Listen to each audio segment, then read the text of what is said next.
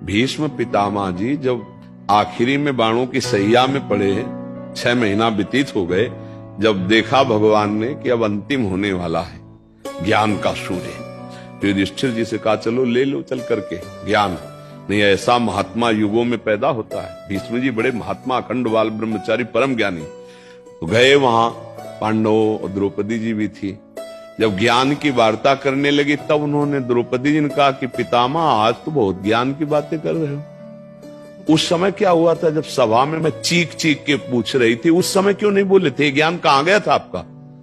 तो उनका बेटी क्षमा करना, उस समय पापी दुर्योधन के अन्न के प्रभाव से 6 महीना हो गए बाढ़ पर पड़े हुए, सब रक्त बह गया, अशुद्ध और भारी पीड़ा से प्राश्चित हो चुका। अब मेरी बुद्धि शुद्ध हो चुकी, अब जो प्रश्न करोगे उसका उत्तर नहीं। समझ रहे हो? पापात्मा पुरुष का अन्न खाने से अखंड बाल ब्रह्मचारी भीष्म जैसे महापुरुष भी कह रहे हैं कि बुद्धि ठीक निर्णय नहीं कर पाए। तो अगर अधर्माचरण से कमा के आप दान भी करोगे तो पाप ही होगा, क्योंकि वो भजन के लिए बैठा था, उसकी बुद्धि भ्रष्ट कर दी। तो पहले तो तुमने पाप किया, पाप की कमाई दी तो उसकी बुद्धि भ्रष्ट हो गई, और डबल पाप। पाप से कभी धर्म नहीं होता।